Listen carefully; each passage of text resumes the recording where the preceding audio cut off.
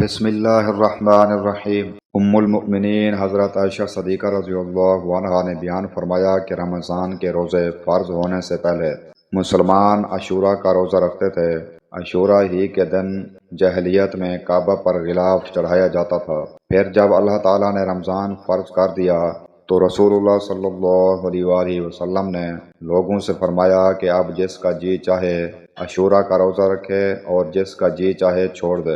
صحیح بخاری حدیث نمبر 1592۔ ربیہ نے روایت کی کہ حضرت عمر رضی اللہ عنہ حجرہ اسود کے پاس آئے اور اسے بوسہ دیا اور فرمایا، میں خوب جانتا ہوں کہ تو صرف ایک پتھر ہے، نہ کسی کو نقصان پہنچا سکتا ہے نہ نفع۔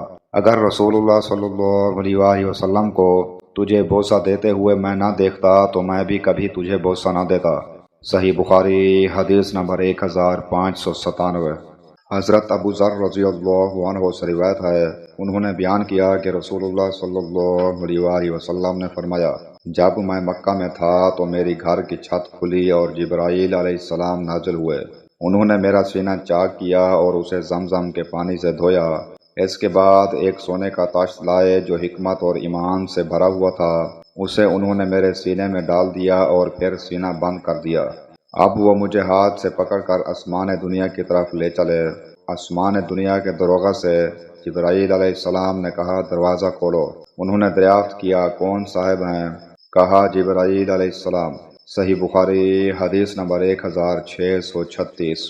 سالم نے اپنے باپ سے روایت کی، انہوں نے بیان کیا کہ رسول اللہ صلی اللہ علیہ وآلہ وسلم اور اسامہ بن زید اور بلال و عثمان بن ابی طلحہ چاروں خانہ کعبہ کے اندر گئے اور اندر سے دروازہ بند کر لیا۔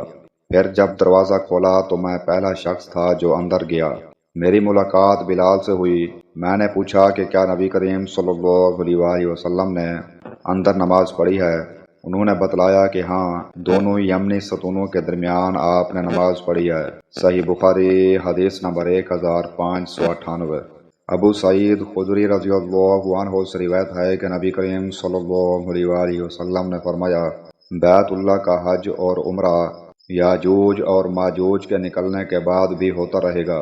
عبداللہ بن ابی عتبہ کے ساتھ اس حدیث کو ابان اور عمران نے قتادہ سے روایت کیا اور عبد الرحمن نے شعبہ کے واسطے سے یوں بیان کیا کہ قیامت اس وقت تک قائم نہیں ہوگی جب تک بیت اللہ کا حج بند نہ ہو جائے۔ صحیح بخاری حدیث نمبر 1593۔